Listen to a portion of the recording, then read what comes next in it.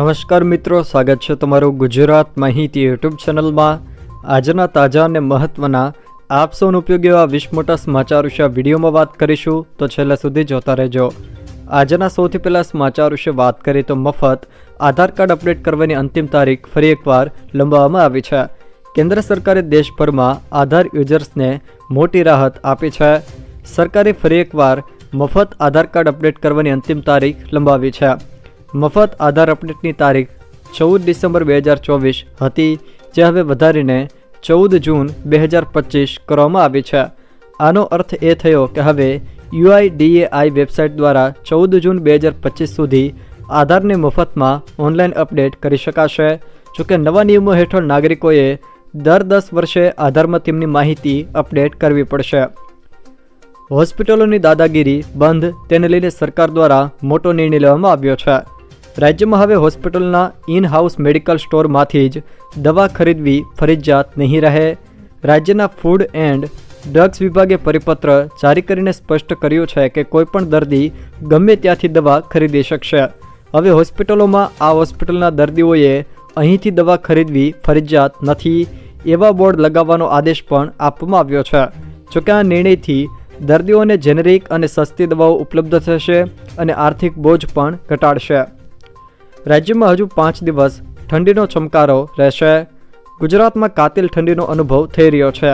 6 degree તાપમાન સાથે નલિયા ફરી ગુજરાતનું સૌથી ઠંડુ શહેર રહ્યું છે, જ્યારે ડીસામાં 9.1 ડિગ્રી, રાજકોટમાં 10.6 ડિગ્રી તાપમાન, ભુજમાં 11.2 ડિગ્રી, અમદાવાદમાં 12.5 ડિગ્રી તાપમાન નોંધાયું છે। જોકે 12 શહેરોમાં લઘુત્તમ તાપમાન 14 ડિગ્રીથી નીચે રહ્યું છે। શીતલહેર વચ્ચે દિવસે પણ ભારે ઠંડીનો અનુભવ થઈ રહ્યો છે। જોકે હવામાન વિભાગના જણાવ્યા અનુસાર આગામી 3 દિવસ ઠંડુ યથાવત રહેશે। હવામાન નિષ્ણાત અંબાલાલ પટેલ દ્વારા માવઠું તેમજ ઠંડીને લઈને મોટી આગાહી। અંબાલાલ પટેલે આગાહી કરતા જણાવ્યું છે કે તારીખ 16 ડિસેમ્બરથી 22 ડિસેમ્બર રાજ્યમાં વાદળછાયું વાતાવરણ જોવા મળશે। જોકે 17 ડિસેમ્બર પછી રાજ્યમાં ઠંડીમાં ઘટાડો થશે। 26 ડિસેમ્બરથી 4 જાન્યુઆરી દરમિયાન રાજ્યના વિસ્તારોમાં કરા સાથે માવઠું પણ આવી શકે છે। જોકે ખેડૂતો માટે આ માઠા સમાચાર સામે આવ્યા છે, જેમાં અંબાલાલ પટેલે જણાવ્યું છે કે તારીખ 26 ડિસેમ્બરથી 4 જાન્યુઆરી દરમિયાન રાજ્યના કેટલાક વિસ્તારોમાં કરા સાથે માવઠું વરસી શકે। જોકે 4 જાન્યુઆરી બાદ રાજ્યમાં ઠંડી વધી શકે। ઉત્તરાયણની આસપાસ ઠંડીમાં વધારો થઈ શકે છે। જાન્યુઆરીમાં પણ કેટલાક વિસ્તારોમાં માવઠાની શક્યતા અંબાલાલ પટેલ દ્વારા વ્યક્ત કરવામાં આવી છે। રાશન કાર્ડ ધારકો માટે મહત્વના સમાચાર। KYC નહીં હોય તો પણ અનાજ મળશે। સરકાર દ્વારા મહત્વની રાશન કાર્ડ ધારકો માટે જાણકારી બહાર પાડવામાં આવી છે, જેમાં KYC બાકી છે તેઓને 31 ડિસેમ્બર 2024 બાદ પણ અનાજ યથાવત મળશે। જોકે મળવાપત્ર અનાજમાં કોઈ ઘટાડો નહીં થાય કે અનાજ બંધ પણ નહીં થાય। રેશન કાર્ડ ધારકોને અફવાઓથી દૂર રહેવા માટે સરકાર દ્વારા વિનંતી કરવામાં આવી છે। જોકે રેશન કાર્ડ ધારકો માય રાશન એપ્લિકેશનથી ઘરે બેઠા પણ KYC કરી શકે છે। KYC માટે કુટુંબના તમામ સભ્યોની વિગતો અદ્યતન હોવી જરૂરી છે। આમ સરકાર દ્વારા જણાવવામાં આવ્યું છે કે રાજ્યના તમામ રાશન કાર્ડ ધારકો કે જે લાભાર્થીઓનું KYC બાકી છે તેઓને 31 ડિસેમ્બર 2024 બાદ પણ મળવાપત્ર અનાજ યથાવત રહેશે। તેમાં કોઈ ઘટાડો નહીં થાય કે બંધ પણ નહીં થાય। આઈ ખેડૂતમાં અરજી કરવાની સમય મર્યાદામાં વધારો। ખેડૂતો માટે એક મહત્વના સમાચાર સામે આવ્યા છે। ખેડૂતો હાલ આઈ ખેડૂત પોર્ટલ પર સોલાર પાવર યુનિટ કીટ ખરીદવા માટે ફોર્મ ભરી શકે છે। જોકે તેની અંતિમ તારીખ ફરી એકવાર લંબાવવામાં આવી છે। ખેડૂતો હવે 18 તારીખ સુધી ઓનલાઈન અરજી કરી શકશે। તારીખ 18/12/2024 સુધી ખેડૂતો સોલાર પાવર યુનિટ માટે સહાય મેળવવા માટે ફોર્મ ભરી શકશે। ખેતરની ફરતે સોલાર ફેન્સિંગ બનાવવા માટે સોલાર પાવર યુનિટ કીટ ખરીદીમાં ખેડૂતોને નાણાકીય સહાય આપવામાં આવે છે, જેમાં આ યોજના હેઠળ રાજ્યના તમામ ખાતેદાર ખેડૂતોને વ્યક્તિગત ધોરણે જેમણે કાંટાળી તારની વાડ બનાવવા માટે લાભ લીધેલ નથી તેવા ખેડૂતોને સોલાર ફેન્સિંગ બનાવવા કુલ ખર્ચના 50% અથવા તો 15,000 રૂપિયા, આ બેમાંથી જે ઓછું હોય તે મુજબ સહાય આપવામાં આવશે। ATMમાંથી પૈસા ઉપાડવાના નિયમ બદલાઈ જશે। ATMમાંથી કેશ ઉપાડવાના નિયમો બદલાવા જઈ રહ્યા છે। નવા નિયમ પ્રમાણે હવે દેશભરમાં પસંદગીના એટીએમમાં રોકડ ઉપાડી શકાશે. આ સુવિધા ફરી શરૂ કરવામાં આવશે. એટીએમ મશીન નિર્ધારિત સમયમાં ગ્રાહક દ્વારા સ્વીકારવામાં ન આવેલ રોકડ રકમ પાછી પણ ખેંચી લેશે. આ પગલું ગ્રાહકોની સુરક્ષા અને છેતરપિંડી રોકવા માટે લેવામાં આવ્યું છે.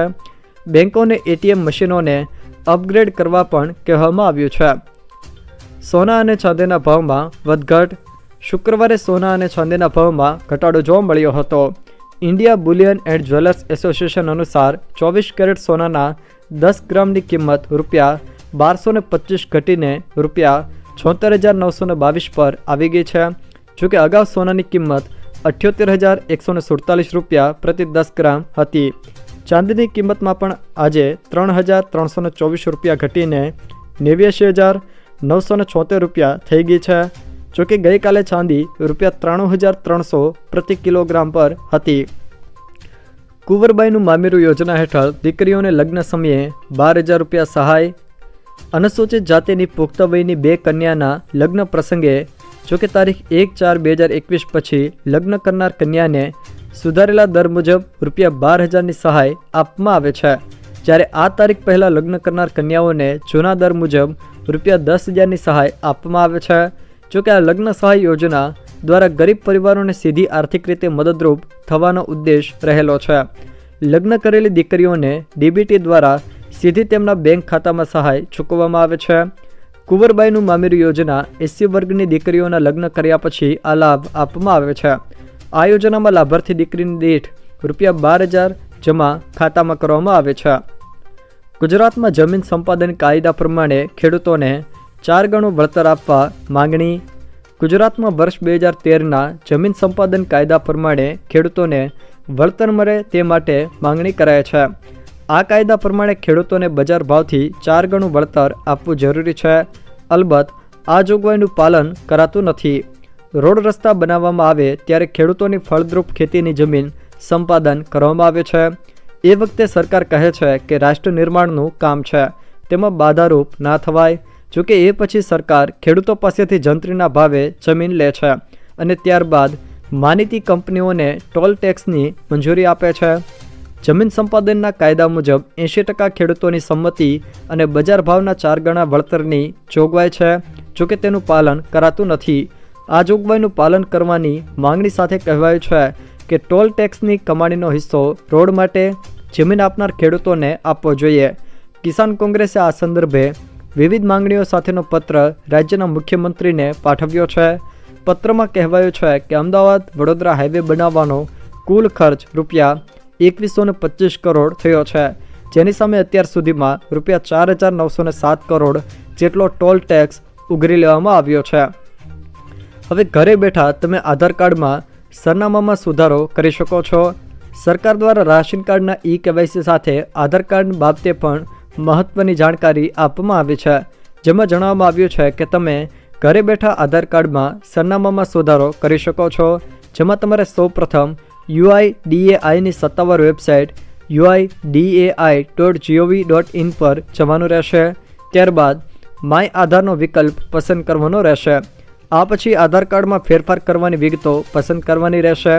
જોકે વિકલ્પ પસંદ કર્યા પછી જરૂરી ડોક્યુમેન્ટ અપલોડ કરવાના રહેશે. આધાર કાર્ડમાં મોબાઈલ નંબરના સુધારા માટે તમે તમારી નજીકની પોસ્ટ ઓફિસ, બેંક, ઈ-ગ્રામ કેન્દ્ર, ઝોનલ કચેરી અથવા તો જનસેવા કેન્દ્ર પર જઈને સુધારો કરી શકો છો. રાજ્યમાં સ્વાઇન ફ્લૂથી 2 મહિનામાં 22 દર્દીઓના મૃત્યુ. સ્વાઇન ફ્લૂથી દર્દીઓના મોત મામલે ગુજરાત દેશમાં બીજા ક્રમાંકે છે. છેલ્લા 2 મહિનામાં ગુજરાતમાં સ્વાઇન ફ્લૂના નવા 386 કેસ નોંધાયા છે. જોકે કુલ 22 દર્દીઓના 2 મહિનામાં મોતના આંકડા સામે આવ્યા છે. આ વર્ષે કોરોના કરતાં સ્વાઇન ફ્લૂના કારણે મૃત્યુ વધારે થઈ રહ્યા છે. રોગ પ્રતિકારક શક્તિ ઓછી હોય, અન્ય કોઈ બીમારી હોય તેવા લોકોને જલ્દીથી સ્વાઇન ફ્લૂનો ચેપ લાગી રહ્યો છે. ભાવનગરમાં કેન્દ્રીય મંત્રીના કાર્યક્રમમાં કર્મચારીઓને હાજર રહેવા આદેશ. કેન્દ્રીય મંત્રીના કાર્યક્રમમાં કર્મચારીઓને હાજર રહેવા માટે આદેશ કરવામાં આવ્યો છે. મહાનગરપાલિકા સહિતના કાર્યક્રમમાં હાજર રહેવા આદેશ કરાયો. જાહેર રજા હોવા છતાં કર્મચારીઓને ફરજિયાત આદેશ કરવામાં આવ્યો છે. મેડિકલ કર્મચારીઓને હાજર રહેવા આદેશ કરાયા. જોકે શા માટે મેડિકલ કર્મીઓને ફરજિયાત બોલાવવાની ફરજ પડી તેને લઈને મેડિકલ કર્મચારીઓ પ્રશ્નાર્થ કરી રહ્યા છે. ખેડૂતો શંભુ બોર્ડરથી દિલ્હી જવા પર અડગ, અંબાલામાં ઇન્ટરનેટ બંધ. ખેડૂતોની કૂચ પહેલાં હરિયાણાના અંબાલા જિલ્લાના 12 ગામોમાં મોબાઈલ ઇન્ટરનેટ બંધ કરવામાં આવ્યું. જોકે બલ્ક એસએમએસની સેવાઓ પણ સ્થગિત કરવામાં આવી છે. 101 ખેડૂતો બપોરે 12 વાગ્યે હરિયાણા પંજાબની શંભુ બોર્ડરથી દિલ્હી જવા નીકળ્યા હતા, પરંતુ હરિયાણા પોલીસે તેમને ધગ્ગર નદી પરના પુલ પર અટકાવ્યા હતા. પોલીસ અને ખેડૂતો વચ્ચે અડધો કલાક સુધી બોલાચાલી થઈ. પછી ખેડૂતોએ જાળી ઉખેડીને નાખવાનો પ્રયાસ પણ કર્યો હતો. જોકે પોલીસે ખેડૂતો પર ટીયર ગેસના શેલ છોડ્યા અને વોટર કેનનનો પણ ઉપયોગ કર્યો. જોકે આમાં 8 જેટલા ખેડૂતો ઘાયલ થયા હોવાના સમાચાર પણ સામે આવ્યા છે. એક દેશ એક ચૂંટણી બિલ સોમવારે સંસદમાં રજૂ થશે. લોકસભાના કાયદાકીય કામકાજની યાદી અનુસાર દેશના કાયદા મંત્રી અર્જુન રામ મેઘવાલ 16 ડિસેમ્બરે લોકસભામાં one nation one election bill રજૂ કરશે. આ બિલનું નામ બંધારણ 129મો સુધારો બિલ 2024 છે, જેને તાજેતરમાં કેબિનેટ દ્વારા મંજૂરી આપવામાં આવી છે. આ સિવાય કેન્દ્રશાસિત પ્રદેશોમાં ચૂંટણી સંબંધિત અન્ય બિલ પણ રજૂ કરવામાં આવશે. મહારાષ્ટ્રમાં મંત્રીમંડળના વિસ્તરણને લઈને મહત્વના સમાચાર. માયાવતી સરકારમાં ખાતાની વહેંચણીને લઈને સહમતિ બની છે. થઈ શકે છે હવે મંત્રીમંડળનું વિસ્તરણ. જોકે 16 ડિસેમ્બરે વિધાનસભાનું શિયાળુ સત્ર મળવાની પણ સંભાવના છે. બીજેપી પોતાની પાસે 22 મંત્રાલય રાખી શકે છે, જ્યારે શિંદે જૂથ 11 કે 12 મંત્રાલય મળવાની પણ સંભાવના છે. અજીત પવાર જૂથને 10 મંત્રાલય મળવાની સંભાવના છે. જોકે હવે નવા મંત્રીઓ ટૂંક સમયમાં જ શપથ લઈ શકે છે. શાળાઓના સમયમાં ફેરફાર. ઠંડીનું જોર વધતા અમદાવાદ મ્યુનિસિપલ કોર્પોરેશન સંચાલિત શહેરની 451 શાળાઓના સમયમાં ફેરફારનો અમલ શરૂ કરાયો. આગામી 15 જાન્યુઆરી સુધી સવારની શાળાઓનો સમય 7:55 થી 12:30 વાગ્યા સુધીનો અને બપોરની શાળાઓનો સમય 12:35 થી 5:10 સુધીનો કરવામાં આવ્યો. જનધનના 11 કરોડથી પણ વધુ ખાતા નિષ્ક્રિય. નિષ્ક્રિય ખાતામાં 14,750 કરોડ રૂપિયા જમા. જોકે રાજ્યસભામાં રાજ્ય નાણામંત્રીએ આ માહિતી આપી. પ્રધાનમંત્રી જનધન યોજના અંતર્ગત અત્યાર સુધીમાં 56.03 કરોડ ખાતા ખોલવામાં આવ્યા છે, જેમાંથી 11.30 કરોડ ખાતા નિષ્ક્રિય. આ ખાતામાં 20 નવેમ્બર 2024 સુધીમાં 14,750 કરોડ રૂપિયા જમા છે. રાજ્યસભામાં મંગળવારે એક પ્રશ્નના જવાબમાં નાણાં રાજ્યમંત્રી પંકજ ચૌધરીએ આ બાબતની જાણકારી આપી હતી. તેમણે જણાવ્યું હતું કે બેંકોને નિષ્ક્રિય ખાતાની સંખ્યાને ઘટાડવા માટે તત્કાલ પગલાં ઉઠાવવાનો નિર્દેશ અપાયો છે. વન્ય પ્રાણીઓના હુમલામાં માનવ કે પશુના મૃત્યુમાં રાજ્ય સરકાર દ્વારા જે સહાય હતી એ સહાયમાં વધારો કરવામાં આવ્યો. રાજ્યમાં આવેલા વન તથા અભયારણ્ય અને તેની નજીકના વિસ્તારમાં રહેતા વન્ય પ્રાણીઓના હુમલાની માનવ મૃત્યુ, ઈજા તથા પશુ મૃત્યુની ઘટનાઓ બનતી હોય છે. આવા કિસ્સામાં સરકાર દ્વારા મૃતક વ્યક્તિ, ઈજાગ્રસ્ત વ્યક્તિ અને પશુઓના મોત થાય તો વળતર ચૂકવવામાં આવતું હતું. જોકે હવે આ વળતરની રકમમાં વધારો કરવામાં આવ્યો છે. રાજ્યના વન પર્યાવરણ વિભાગ દ્વારા તેને લઈને પરિપત્ર જાહેર કરવામાં આવ્યો છે. જોકે હવે કેટલું વળતર ચૂકવવામાં આવશે એના વિશે વાત કરીએ તો વન્ય પ્રાણીઓના હુમલાના કેસમાં માનવ મૃત્યુ થાય તો તે કિસ્સામાં 10 લાખ રૂપિયા ચૂકવવામાં આવશે.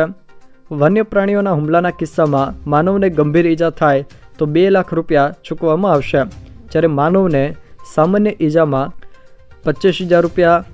વન્ય પ્રાણીઓના હુમલામાં દુધાળા પશુના મૃત્યુમાં 50,000 રૂપિયાની સહાય, ઊંટના મૃત્યુના કિસ્સામાં 40,000 રૂપિયાની સહાય, ઘેટા બકરાના કિસ્સામાં 5,000 રૂપિયા સુધીની સહાય મળવાપાત્ર રહેશે.